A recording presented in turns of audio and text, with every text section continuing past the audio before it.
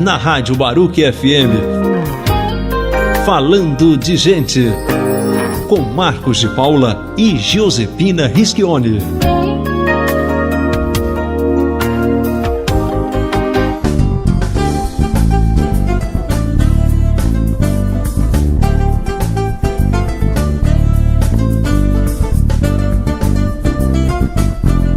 Olá, ouvinte da Baruch FM, a rádio que a gente faz, compartilha e curte. Felizmente, mais uma vez, nós aqui apresentando Falando de Gente. Quem vos fala é o Marcos. E aqui, como sempre acontece também, a gente está acompanhado aqui da professora universitária Josepina Rischioni. Bem-vinda, Pina. Bem-vindo você também, Marcos. E aqui para nos achar na Baruch FM, a rádio que a gente faz, compartilha e curte, como a pessoa deve fazer no seu aplicativo, no seu PC, seja lá onde for, os canais na net. Então tem o site que é o www.radiobaruchfm.com, o Face radiobaruchfm.com, e-mail baruch.cruz@gmail.com, twitter.com/radiobaruchfm ou pelo telefone 11 2361 7940. Repita. 11 2361 7940. E pode conhecer também o Falando de Gente visitando a nossa comunidade no G+.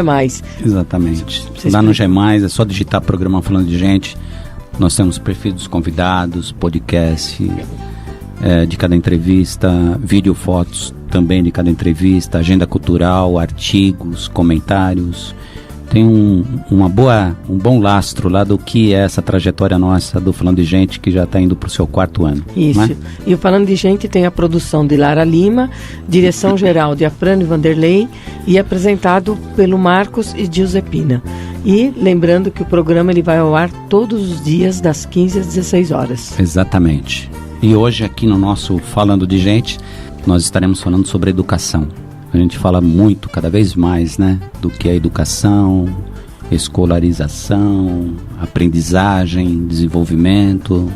E para isso a gente convidou, e já agradeço muito você ter aceito o nosso convite aqui no estúdio com a gente, a Vânia Patrocínio Faria de Miranda. A Vânia é professora e representante da área de língua portuguesa do Colégio Carbonel. A Vânia também é professora da rede pública do estado de São Paulo, corretora de vestibular, Uniquisul e do Enem. Vânia, bem-vinda mais uma vez, obrigado por atender nosso convite. E como sempre acontece aqui no início, quem é a Vânia como pessoa e como educadora? Quero agradecer o convite, estou muito honrada em estar aqui para compartilhar um pouquinho da minha experiência. Espero realmente contribuir um pouquinho mais com a educação e com o trabalho de vocês. A Vânia é uma professora apaixonada pelo que faz, tenta buscar sempre novos olhares diante da educação e da aprendizagem e nunca subestima os seus alunos. E a partir daí se criou vários projetos para mostrar como é que se faz, sair um pouquinho da sala de aula. E aí essa proposta, como é que se faz? Você já vem atuando como educadora há quanto tempo? O porquê desse interesse? Quais foram suas influências? Quais foram os desafios iniciais? Comenta um pouco da sua trajetória aí para nós. Pois é, estou há mais de 10 anos, praticamente 12 anos na educação, permeando aí entre a rede pública e privada. Então dá para conhecer um pouquinho das duas realidades que são muito distintas e convivendo com inúmeros desafios, né? Não só na sala de aula como fora dela, quando nós falamos em educação. Quantas coisas nós recebemos no nosso dia a dia e como fazer para lidar com isso e conseguir conduzir nosso trabalho. Porque o maior desafio é você conseguir transmitir para o seu aluno aquilo que você precisa diante da sua disciplina, diante da educação, mas também tem um olhar diferenciado para que ele possa ser um ser, né? A formação do ser humano é muito mais além do que ensinar língua portuguesa, matemática ou qualquer outra disciplina.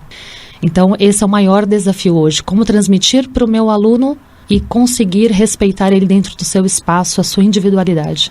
Vânia, você falou, né, dos desafios que você tem, que o mundo é bem diferente quando você fala da escola particular e da rede pública, e nesse quesito mesmo de fazer essa criança se tornar um ser de verdade, você percebe se tem alguma facilidade na escola privada em detrimento da pública ou não? Ou você percebe que quando se fala de criança é a mesma coisa? Não, é muito diferente. O suporte dado à criança é diferente. Nós estamos falando, quando falamos de educação, falamos de escola, nós falamos de um tripé, né? É a escola, o aluno e a família. E quando uma dessas partes, um desses tripés não funcionam, o que acontece? Algo vai mal e desenvolve de uma maneira a qual nós não esperamos ou não queremos. No ensino privado, nós temos esse suporte maior, né? Existe essa engrenagem. A escola, ela faz acontecer. O aluno, muitas vezes, quando ele se perde, tem a família por trás. A estrutura familiar conta muito com isso. O que não acontece na escola pública, infelizmente. Né? Hoje nós temos... Acontece, mas é um número menor, né? Vamos dizer assim. Com maior dificuldade. Tem várias experiências no setor público de extremo sucesso, não tem? Temos também, mas o número é muito menor. Então, o desafio acaba se tornando muito maior para o professor. Ele tem que saber lidar com isso. Porque, às vezes... Porque, assim, o professor, ele é professor e deve ser sempre. Tanto na escola pública quanto na privada. É o mesmo. Você percebe também que esse professor, hoje, mais do que nunca, ele também é um facilitador? Totalmente. Né? Ele é o caminho. Essa proposta de construir essa cidadania, esse processo de conscientização toda, você entende que esse professor é determinante nessa relação, professor, aluno, comunidade, professor, aluno, comunidade e família. Sim, totalmente. E aí o desafio maior é ver aonde está falhando, em certa forma, porque o professor, ele é o mediador e ele é esse olhar. Então, se ele fizer a sua parte, mesmo que tiver falha em alguma das outras, ele vai ter que conseguir construir uma maneira de trazer... Se articular para isso. Se articular para trazer para o eixo todas essas outras situações, para apararmos as arestas, né? Vamos pensar assim. Porque o que a gente percebe dentro da escola é uma projeção do que é a sociedade. Total. Sem dúvida, né? Uhum. O comportamento desses alunos, a questão da violência, reflexo. A questão, né, até dessa construção mesmo, a questão do gênero. Quer dizer, não tem como sair disso. No ambiente escolar que a gente nota tudo isso. E a sua experiência como educadora, você sempre lidou mais com qual perfil de aluno, vamos dizer assim? Então, como eu sempre trabalhei com esses dois perfis, eu estou bem, vamos dizer assim, no meio entre os dois. É saber lidar, é o equilíbrio de estar nesses dois lugares e saber como lidar. Então, não, mas, por exemplo, mais no ensino médio... Como que é isso, a tua trajetória? Minha trajetória vai desde o Fundamental 1 até o ensino médio, chegando no cursinho, né? Tá. Então, eu consigo permear por todo esse... Transitar por isso. Sim, e por isso que eu consigo também ter um olhar maior, um olhar diferenciado e consigo fazer a ponte. Hoje, como uma representante da minha área, eu consigo não só estar dentro de um segmento em cada escola, vamos dizer assim, na escola onde eu estou. Se eu estou no ensino fundamental 2, eu consigo ter a visão do ensino médio, mas eu consigo saber também como é o ensino fundamental. Na verdade, a minha maior ideia é poder tirar os abismos, né? Ou minimizar, porque eliminar completamente é meio difícil. Mas minimizar esses abismos, porque o aluno, quando ele sai do ensino fundamental 1 e vai para o ensino fundamental 2, parece que ele está indo para um outro mundo, ele se perde. Então, aí nós temos um outro abismo, do nono para o ensino médio. Então, a ideia é tentar fazer... Você atribui esses, abre aspas aí, abismos a quê? A própria educação, ela cria isso. Quando nós estamos no Fundamental 1, por exemplo, ele tem um professor, 2 professores, porque tem um professor polivalente, que tem mais atenção, que tem mais tempo, que se dedica a esse aluno, que tem ali todo um cuidado. Aí ele tem um segundo professor que é de educação física, às vezes tem escolas que tem um professor de arte, mas ele tem 3, 4 professores. Quando ele dá um salto para o 6º ano, parece que ele cai no abismo, né? E a gente tem que trazer isso para uma fenda, não deixar esse abismo. Por quê? Porque ele vai para 8, 9, 10 professores, dependendo da escola, porque tem escola que tem inúmeras disciplinas logo no 6º ano. Na escola onde eu trabalho, eles têm química, física, para esse aluno, biologia. De repente, ele pode entender que ele está num novo processo, ele não está continuando num processo evolutivo. Ele não enxerga. Entre aspas. Ele não enxerga porque isso. Muda a dinâmica totalmente. Então, acaba impactando esse aluno. Olha, ontem eu estava vivendo aquele modelo, até inconscientemente. Estava vivendo aquele modelo, agora eu estou nesse aqui. E ele não consegue conectar as devidas conexões que seriam até produtivas, favoráveis para ele próprio, né? Porque eu acho que a educação não é estanque, né? Ela não termina aqui, começa ali, ou um determinado período acabou aqui e começa outro. Eu acho que o ideal é alinhavar isso tudo, não é? Exatamente. Essa é a proposta. Essa é a proposta desde o início com um projeto desse canal no YouTube, que é Novos Olhares sobre as Práticas Pedagógicas. É tentar minimizar. Porque o aluno ele tem que se sentir mais confortável. Né? Ele tem que perceber que o que ele aprendeu não se joga fora e ele vai começar tudo de novo. E se vê nesse processo. Sim. Ele, participante mesmo. Ele não está assistindo isso. Não. Eu acho que esse canal se preocupou com isso. Que esse canal que você e mais uma amiga desenvolveram já há algum tempo, que durante o programa a gente está falando mais sobre isso. Sim. Eu acho que é essa sensibilidade de vocês que motivaram também para criar um canal de comunicação para trabalhar sistemas, é isso? Sim, porque senão a gente trava o aluno. Ele se trava sozinho, porque ele fala, meu Deus, e agora? Para onde eu vou? Quer dizer, deveria ter um preparo, né? Quando está saindo de uma série e já começar a preparar esse aluno para a próxima, né? Não seria uma forma de minimizar isso, essa transição ela é muito sutil. Então, o aluno não percebe. Quando ele cai... Mas isso tudo que a gente está falando, Vânia, desculpa, a gente está falando de política educacional, não é? Sim. E aí? Sim. Então, aí foge da nossa alçada.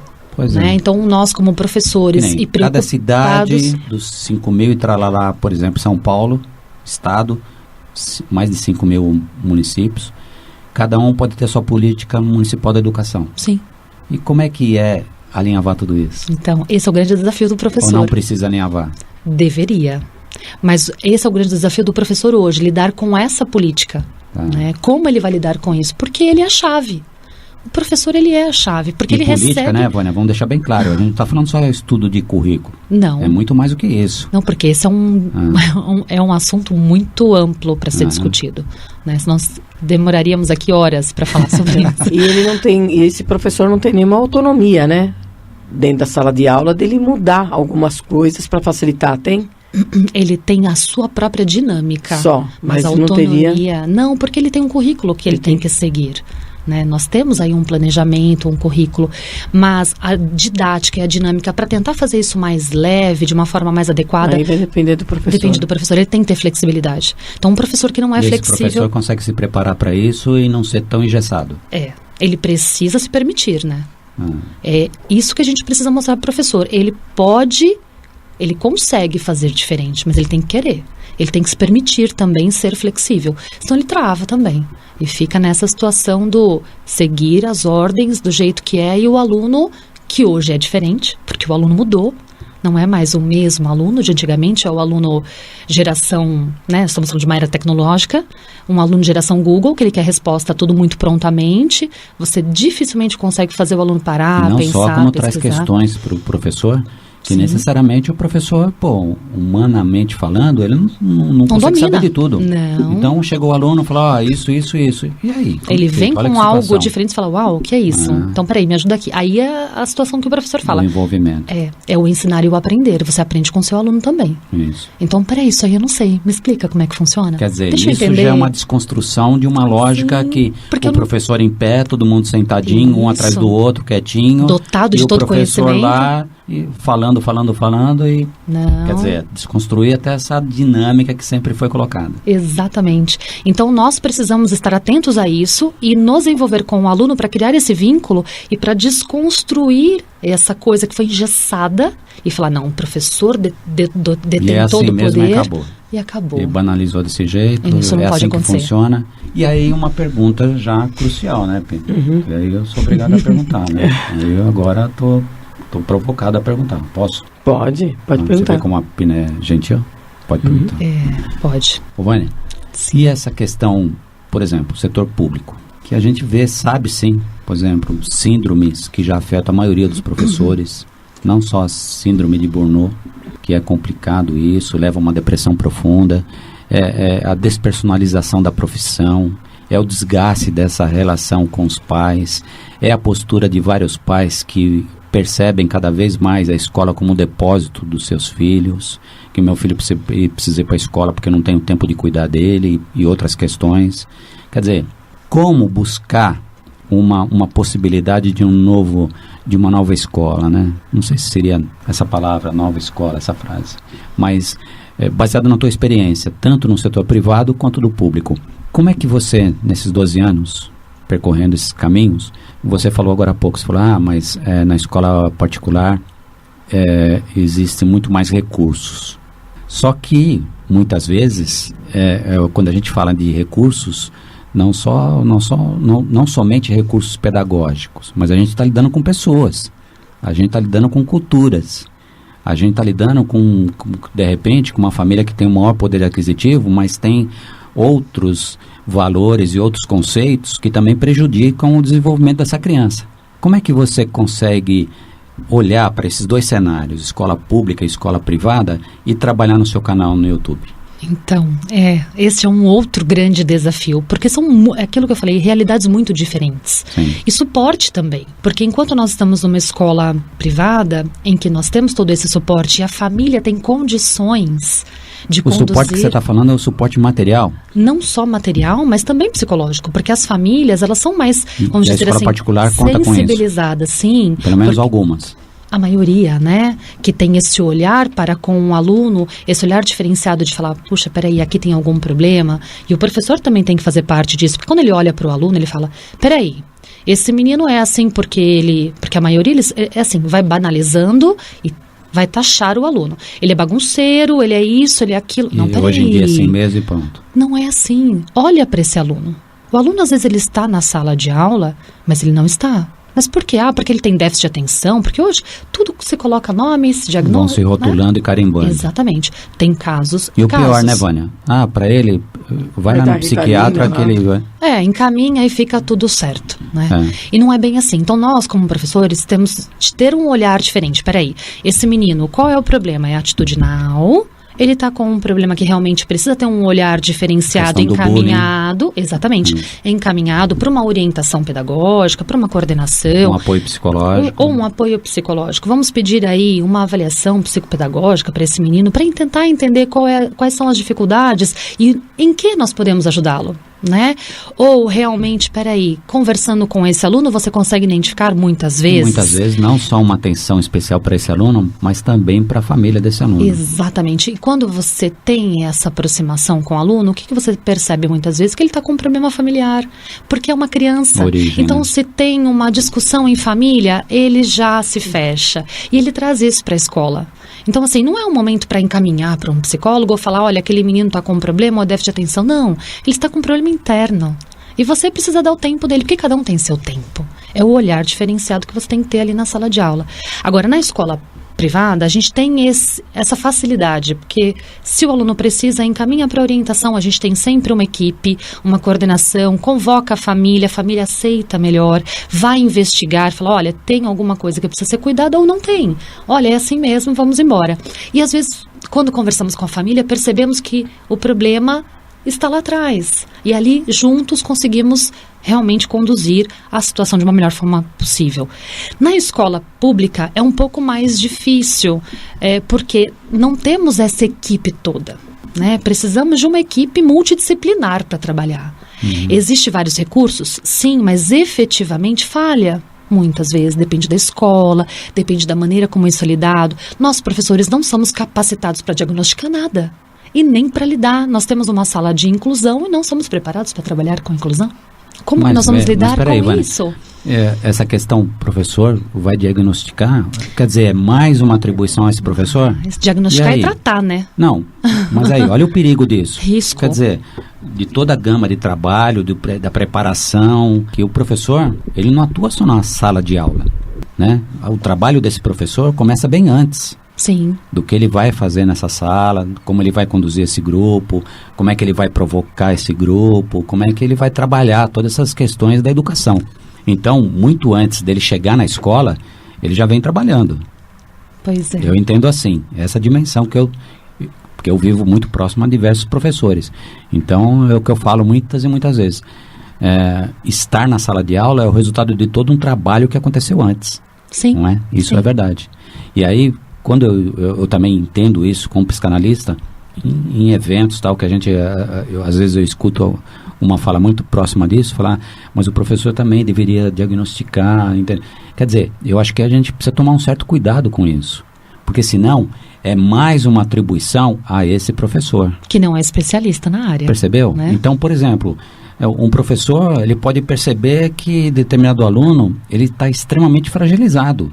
E aí, a partir daí, ele estabelecer, não, ele está fragilizado por isso e ponto, é um perigo muito grande. Sim. Por quê? Porque é necessário um entendimento maior, é necessário uma pesquisa maior, sim.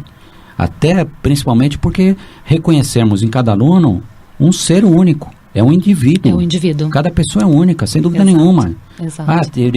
Deveria ter lidado assim com determinada perda. Deveria ter agido assim com uma frustração. Quer dizer, o professor, principalmente, eu não estou dizendo a nível universitário, né, que aí é outra história, mas antes de chegar na faculdade, quer dizer, ele é o psicólogo, ele é o mediador, ele é o educador, ele é isso, ele é isso, ele é Ele isso, é um pouquinho de pai, um pouquinho de mãe. Olha o esforço, muitas vezes, né, que acaba comprometendo a saúde mental também desse professor. Eu acho que é um perigo, né? Isso, porque é exaustivo isso, Sim. entendeu? Então eu tenho que me preocupar com isso, eu tenho que ver aquilo, quer dizer, eu tenho o quê, né? E eu volto a falar, não é à toa que a gente percebe estatisticamente pela quantidade de afastamento astronômica. Sim. Primeiro motivo, ortopedia. E segundo motivo, a psiquiatria. Exatamente. Pô, isso é uma complicação violenta, né? Nós estamos aqui no Falando de Gente, hoje falando sobre novos olhares sobre as práticas pedagógicas. E estamos recebendo aqui a Vânia Patrocínio Faria de Miranda.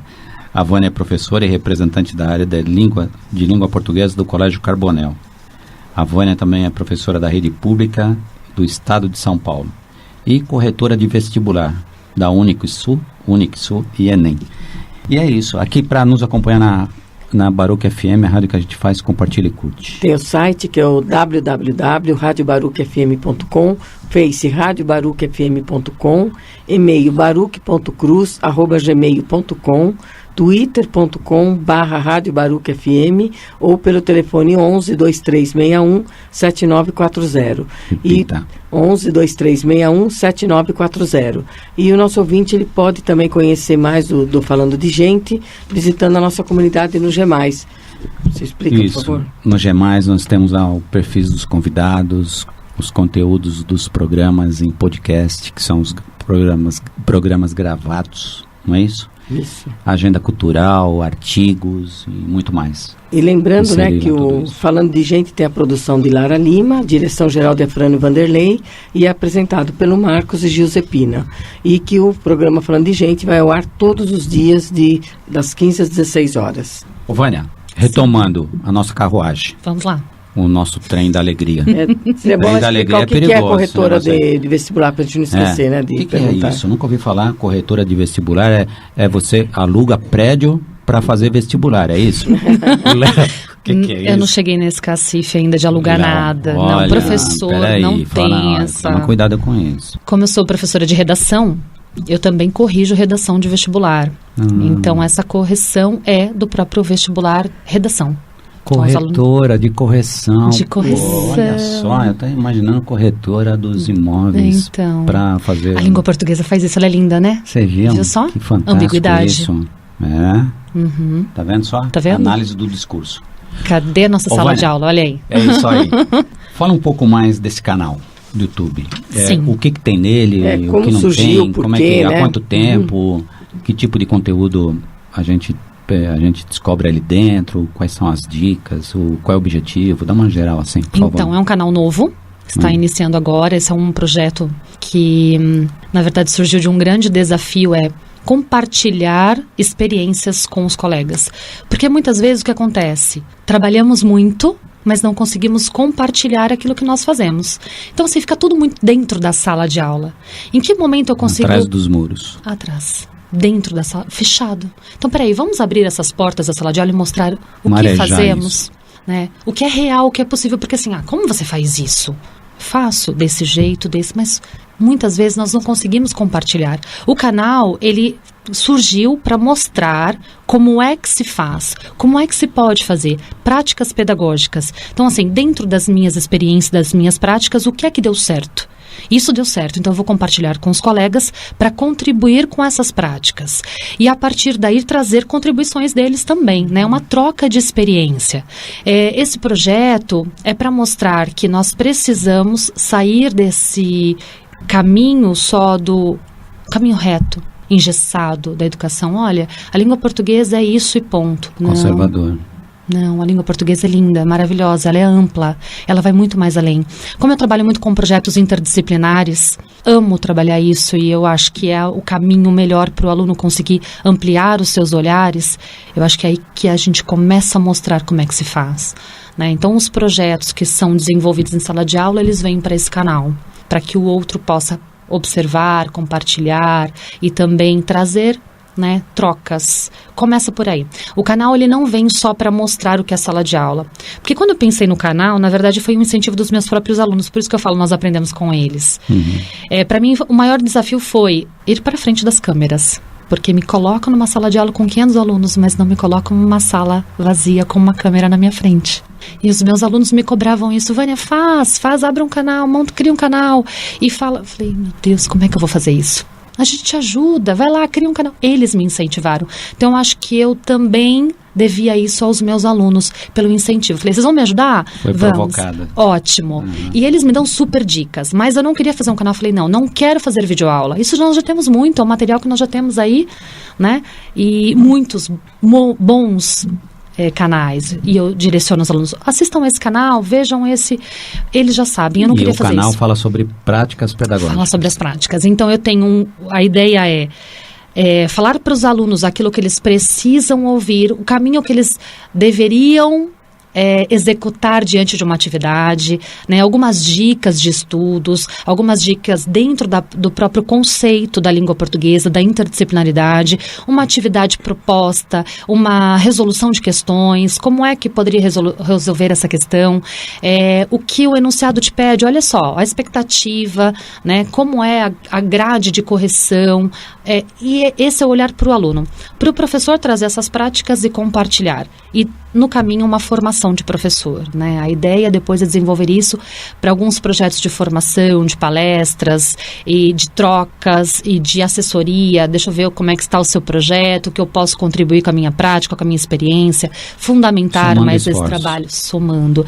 Trazer também um olhar para os pais. Então, assim, qual é o tema que esse pai precisa ouvir de um professor? Como é que funciona a escola? Como é que funciona a sala de aula? Como é que funciona esse aluno, esse filho dele dentro da sala de aula? Porque ele não está vendo, mas nós, com o nosso olhar de professor... Como é que é esse grupo humano dentro da sala de aula? Como é que se faz isso, né? O que é ser professor? O que é ser aluno? O que é uma escola? O que acontece dentro de uma sala de aula? O que acontece? Né? O que acontece na educação? O que acontece na aprendizagem? Quais são os desafios? Então, assim, é um canal que vai ter uma abertura, uma amplitude, vamos dizer assim, dentro da área de aprendizagem, ensino, aprendizagem e educação. Então, ele não é fechado lá. Olha, é só isso, não. Vem muita coisa aí pela frente ainda. Nada engessado. Não, aí eu convidei minha prima para fazer parte desse projeto, que é a Daniela, ela é uma pedagoga, professora de ensino fundamental 1 e educação infantil, para a gente conseguir trabalhar aí esses abismos que nós falamos, não é? Para conseguir mostrar como é que se faz. Tem um projeto muito bacana que eu desenvolvo nessa escola em que eu trabalho, porque eu mostro para o meu professor, por exemplo, como eu sou representante de área, eu mostro para ele como é que eu faço, por exemplo, no ensino fundamental e como ele poderia usar aquele projeto no ensino médio aprofundando os conhecimentos, né? E isso está tendo um resultado muito positivo. Então, quando você para e fala... É a questão da aplicabilidade. Exatamente. Também. Fala, pera lá, isso não se faz só aqui, isso se faz lá também, dadas as devidas proporções. Isso pode ser faz feito... uma adaptação apenas, né? Total, Pronto. exatamente. E aí, esses atores, como é que eles estão reagindo ou não reagindo a tudo isso? Estão reagindo positivamente. A questão né? dos professores, os alunos, Sim. os pais. Sim. Como é que vocês Então, vêm Você tem percebendo com recebido relação a esse canal? contribuições, tudo. Sim, muitas contribuições e, assim, surpreendentemente, muito positivo o resultado.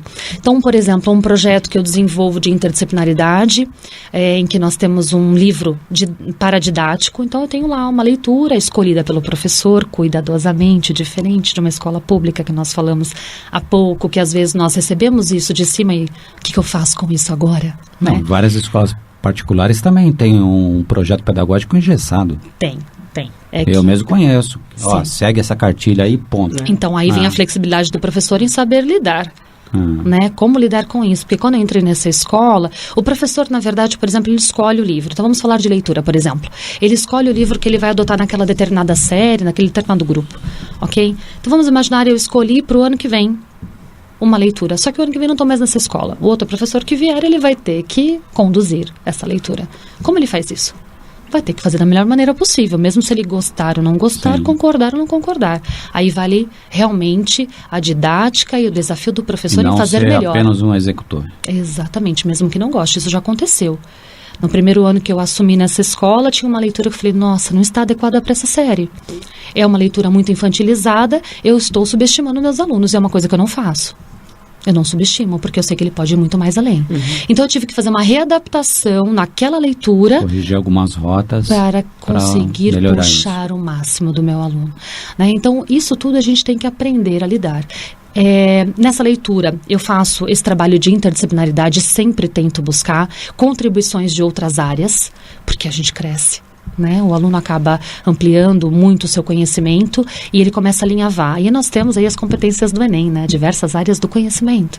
Ele começa a identificar o problema, ele começa a ter sua reflexão, sua criticidade, ele reúne tudo aquilo que ele aprende na sala de aula naquele momento e fala, opa, pera lá. Ele se sente confortável. Né? Ele aprende a lidar com os outros conhecimentos. Tira da gavetinha. E se envolve. Tira da gavetinha, sabe? Aquela história na gavetinha de história, português na gavetinha de português, matemática. Não, tira tudo. Bagunça tudo isso. Peraí, o que eu tenho aqui que eu posso juntar? O que uma disciplina conversa com a outra? O que eu aprendi em história que eu posso juntar com geografia, com português e com arte? Então, ele aprende a articular outras áreas do conhecimento. Isso é muito importante, né? Porque a maioria, eles separam totalmente, né? Cada disciplina não consegue enxergar, né? Sim. E dentro de um modelo, por exemplo, setor público, que aí é a questão da gestão... Calcanhar de Aquiles. Que é a gestão política, que tem outros fatores, outras consequências da escola pública, que é um processo que você mesmo falou agora. É possível? Sim. Mas tem que ser muito mais elaborado, muito mais pensado, porque mais você está mexendo numa dimensão N vezes maior. E na escola particular, isso tudo é possível por uma vontade da direção ou é a vontade desse próprio professor? Então, vem da vontade do professor e talvez de uma necessidade da direção. É que a direção, ela não tem essa dimensão toda, muitas vezes, do trabalho do professor, desse envolvimento. Deveria ter, né? Não tem. E quando nós somos questionados, aí que nós mostramos o nosso trabalho. Porque não dá tempo, o professor tem que trabalhar. A vida dele é muito louca, é muito corrida. O dia a dia, a sala de aula. Se não dá tempo, também não dá conta do que ela faz, né? E acaba não acompanhando, né, esse professor.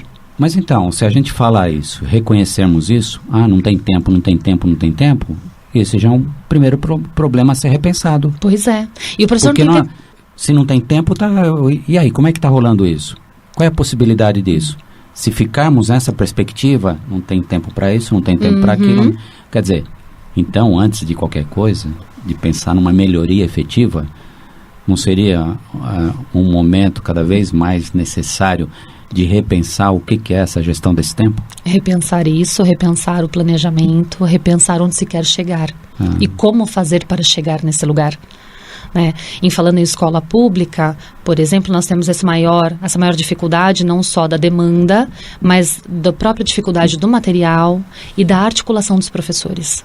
Porque nem sempre nós temos um grupo coeso que tem o mesmo perfil, que tem o mesmo olhar, que vai abraçar a causa. Às vezes você se vê sozinho. Então, por exemplo, Olha só que paradoxo. E ter vários olhares é tremendamente enriquecedor. Olha só, não é? Pois é. Então, quando eu pego um professor de geografia e de história e agrego ao meu projeto, eu ganho e meu aluno ganha muito, porque eu sou especialista na minha área. O benefício é coletivo. Né? E cada um tem é especialista na sua área. Então, por exemplo, se eu vou trabalhar um livro em que possibilita entrar num campo histórico, eu vou falar superficialmente sobre isso, até onde eu consigo, até onde eu domino, mas eu não tenho profundidade. Quando eu convido um colega para falar sobre essa área, é totalmente enriquecedor. O meu aluno, ele ganha muito, né? No conteúdo, no conceito, na aprendizagem e no desenvolvimento como um todo. Na verdade, passa necessariamente pela busca de uma nova dinâmica dessa construção, né? Exatamente. Não é estanque, cada um está no seu barquinho e cada um está remando para um lado, não é? Na verdade, às vezes remando contra, mundo, né? Esse que é o complicador, não é? Uhum. Vânia, você tem assim algum exemplo, né, de alguma prática transformadora e significativa em uma das unidades que você trabalhou? São os cases. Que você trabalha, isso, os cases, né? Pode falar os 26.426 cases. Olha só. Sim, tem vários, mas o mais recente que me chamou muita atenção foi um trabalho com leitura, né, que eu consegui trazer esse olhar para o ensino médio e aprofundar isso. Como eu disse, no trabalho interdisciplinar, onde nós conseguimos, dentro dessa leitura, ampliar todos esses olhares e mostrar, porque aí eu criei, por exemplo, um mural interdisciplinar na escola. Então, a partir da leitura, discutimos, eu fui construindo isso com os meus alunos. Então, peraí, vamos pegar aqui, vamos construir essa interdisciplinaridade. O que aparece? Olha, aqui aparece Rússia, os imigrantes. Então, peraí, em que área nós trabalhamos isso? História. Então, vamos puxar interdisciplinaridade de história e começamos a fazer os links. Em biologia, tá falando da vacina, tá falando das doenças. Legal, bacana, vocês estudaram isso aqui. E eles vão linkando com as outras áreas, eles começam a enxergar. E é muito interessante, em uma das reuniões que eu fiz com os professores do ensino médio, que eu participei com um grupo e tem um projeto muito bacana lá também, interdisciplinar do ensino médio, falei, olha, no ensino fundamental eu faço isso.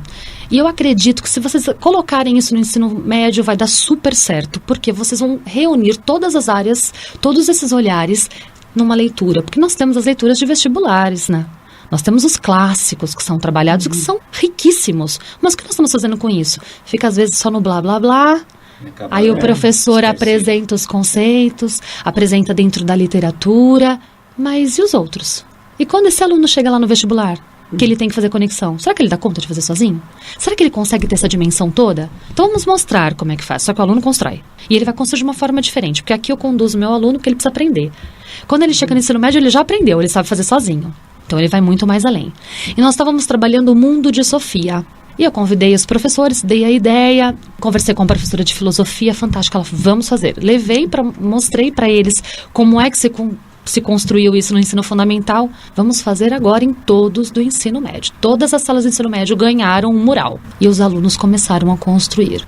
No primeiro bimestre foi meio tímido, uma sala fez um trabalho lindíssimo de comparação, começaram a explorar a filosofia, o mundo de Sofia, que a professora falou, eu nunca vi isso. Eles trouxeram coisas que nem eu imaginava. Falei, deixa eles trabalharem. É assim que a gente começa a construir. No próximo bimestre isso foi crescendo, as outras salas foram crescendo, e esse mural ficou realmente riquíssimo. E nesse último momento, um dos professores de literatura falou, nossa, acabei de prestar o vestibular, que ele presta todos os anos, e ele falou, o nosso mural caiu inteiro no vestibular. Eu falei, uau, olha, estamos no caminho certo. Né? Então é uma prática do próprio fundamental, que se apresentou no ensino médio, os professores abraçaram a causa e foram mais além. Falei, agora vamos aperfeiçoar isso. Então, que é a questão da sustentação disso. Exatamente. Quer dizer, a proposta é essa, decolou, aconteceu, e como sustentar isso, né? Isso. Que acho que é um outro desafio também. Sim, sustentar e adequar, né? Isso. Porque são turmas diferentes também, momentos diferentes, e nós temos que engajar. Tem que estar o trabalho engajado, senão não funciona. Pois é. E aí, Pedro? Vamos representar o programa? Pois não. O que acontece aqui hoje, no Falando de Gente, nós estamos recebendo a Vânia Patrocínio Faria de Miranda. A Vânia é professora e representante da área de língua portuguesa do Colégio Carbonel. A Vânia também é professora da rede pública do Estado de São Paulo e corretora de vestibular da Unixul e do Enem. E a gente está falando justamente sobre isso, novos olhares sobre as práticas pedagógicas. Não é isso, Pina? É isso mesmo. E aqui na Baruch FM, a rádio que a gente faz, compartilha e curte. Para nos acompanhar. Então tem o site, que é o www.radiobaruchfm.com, Face radiobaruchfm.com, e-mail baruch.cruz@gmail.com, twitter.com/radiobaruchfm ou pelo telefone 11 2361 7940, Repetindo, 11-2361-7940. E o nosso ouvinte pode conhecer um pouco mais, né, do Falando de Gente, visitando a nossa comunidade no G+. Exatamente, lá no G+, só digitar Programa Falando de Gente, vocês encontram lá os perfis dos convidados, podcast de cada entrevista, agenda cultural, artigos, comentários e tudo mais. Não é, Vânia? É verdade. Você já está lá? Sim, chegando, estou chegando. Está chegando. Estou chegando. Bem-vinda. Obrigada. E a gente está conversando aqui com a professora Vânia. Vânia, e essa questão de como que está esse professor na atualidade? Hoje, essa tua proposta do canal no YouTube, como é que as pessoas estão conversando com vocês? Como é que você está percebendo? Quem está próximo, lógico, está vendo muito mais aprofundadamente tudo isso, está reconhecendo esse esforço, esse trabalho e tal, essa nova luz, esse novo oxigênio, vamos dizer assim. E as pessoas que não estão tão próximas, como é que elas estão, como é que essas pessoas estão percebendo esse trabalho de vocês, essas propostas, como é que vocês duas vêm registrando isso? Estamos recebendo muitas respostas positivas e assim de descobertas, né? É interessante, uau, vocês estão fazendo isso? Como é que se faz isso? Que bacana o que é feito. Pois é, fazemos e não conseguimos às vezes mostrar e compartilhar, né? Então, a partir desse canal, é muito positivo esse retorno dos professores que conseguem se enxergar na sala de aula. Peraí que eu vou tentar colocar isso e adequar, porque não é cópia, não é uma receita. Mesmo porque o que deu certo esse ano não vai dar certo o ano que vem. Eu sempre não falo isso, necessariamente. Chega do cenário e pode não, às vezes, não ter o mesmo resultado. Nós né? temos, por exemplo, às vezes 2 salas da mesma série. Dá certo em uma, não dá certo em outra. Isso. Né? É, porque depende do envolvimento também, né, desses alunos. Muito, do envolvimento. Da depende receptividade. Sim, do próprio grupo. Da dinâmica desse grupo. Deles da afinação. Quererem fazer, né? Até do sentido Sim. de grupalidade dessa turma. Do sem dúvida coletivo, nenhuma. né? Porque tem um grupo que ele é mais apático, o outro ele é mais ativo, Sim. um é mais produtivo, outro menos. E cada um tem seu tempo. E a gente tem que respeitar esse tempo do aluno também, essa individualidade. Então, nós temos que ter esse jogo de cintura. Aqui vai até a página 5, ali dá para ir até a página 20. E aí, Vânia, deixa eu te falar. A gente lê quase que semanalmente, né, a evasão de professores. Ui. A questão do quanto estão adoecendo, como a gente já falou aqui, né? Problema mesmo do desgaste dessa atividade, questão da pressão interna dentro da sala, de lidar com essa realidade da violência, por exemplo, e outras questões que a gente fica cada vez mais, a gente lê, a gente escuta, a gente fica sabendo de várias situações assim, que acabam empobrecendo toda essa relação humana do professor com seus alunos, com a família, com a sociedade como um todo. Você, dentro desse esforço todo, como é que você está, qual é a sua leitura?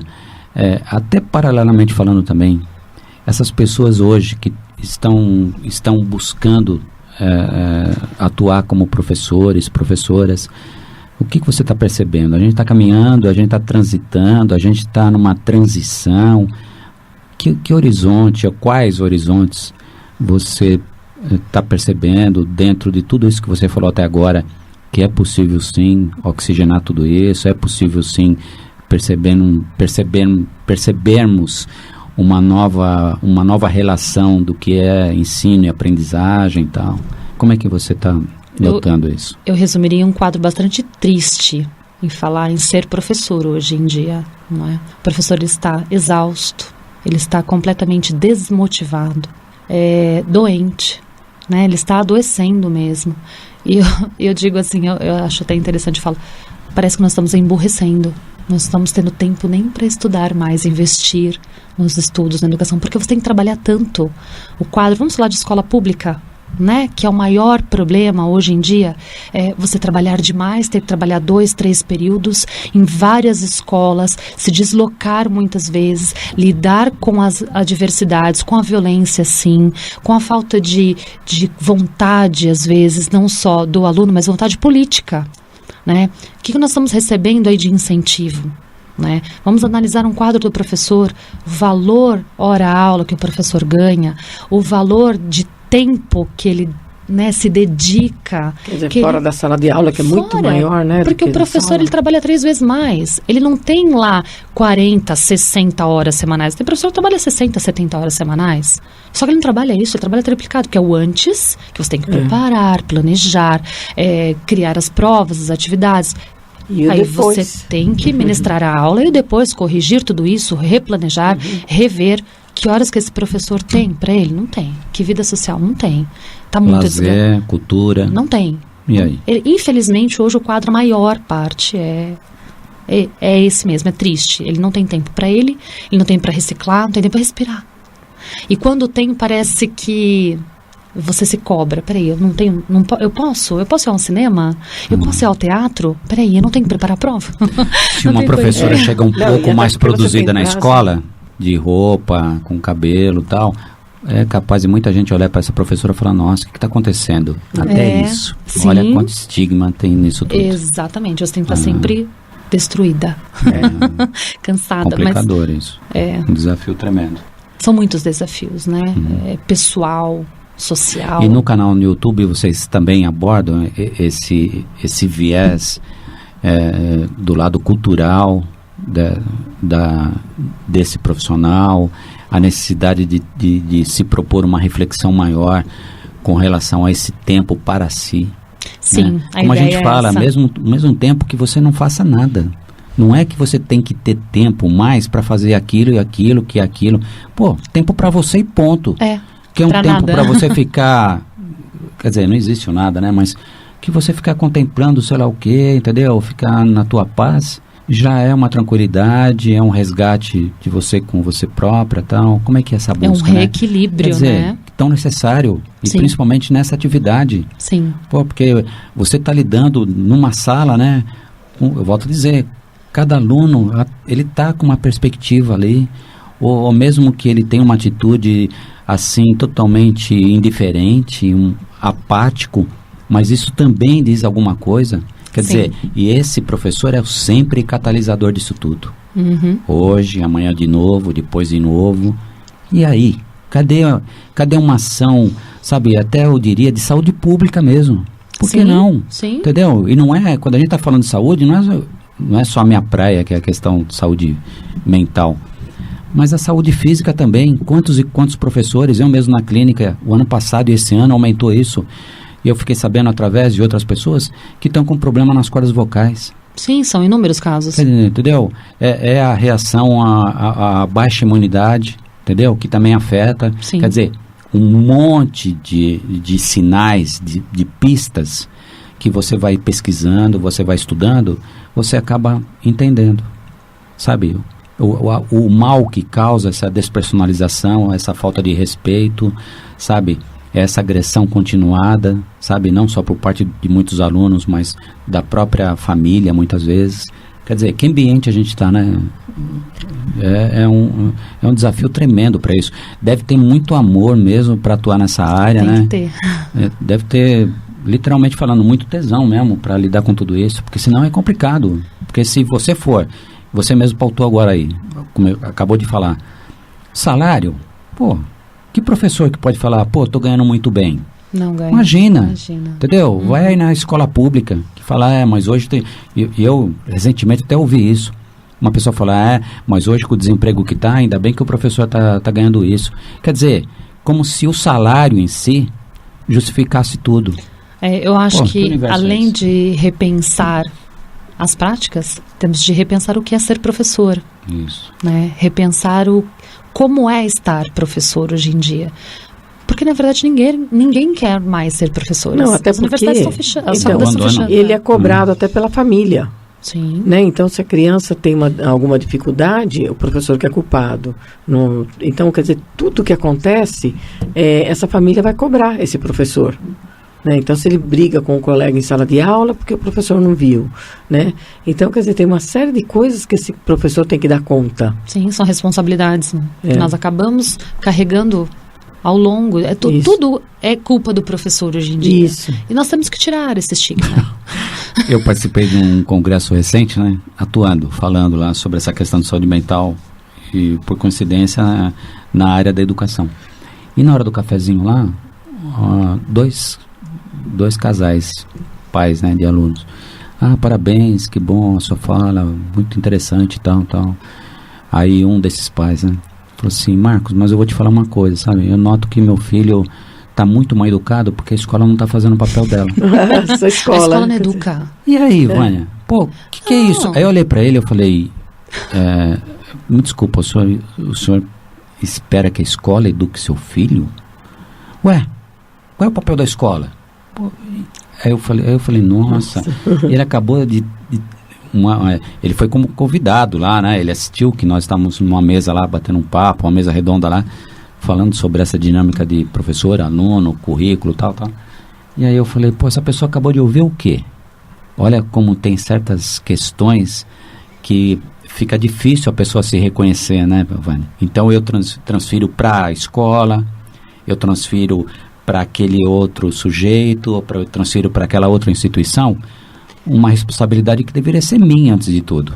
A escola pode estar agregando a isso, sem dúvida nenhuma. Sim, contribui, mas né? chegar a esse ponto, meu filho está muito mal educado porque a escola não educa. Então a gente olha o volta desentendimento no que a Vânia esse, comentou logo no início, né? Que tem que ter o tripé, né? Que é a escola, a família, né? E a educação, né? Porque as pessoas confundem, né? Quando fala, eu sou educadora. Não sou educadora. Eu sou professora. Né? Porque ser educador é você educar.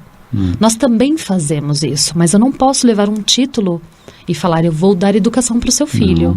Não é essa a proposta. Eu vou contribuir com a aprendizagem dele. Até porque, dependendo de como que é essa família, você educa e chega em casa e deseduca, né? Não, mas é verdade, né?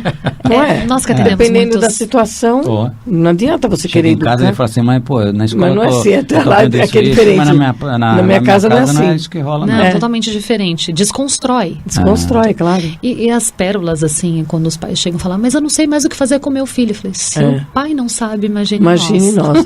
Pois é muita responsabilidade mesmo. Nós carregamos, a escola carrega, a instituição carrega, né? Não carrega o aluno, carrega o filho, tremendo. Carrega o pai, carrega o peso. E agora, essa realidade é para as duas, né? Sim, total.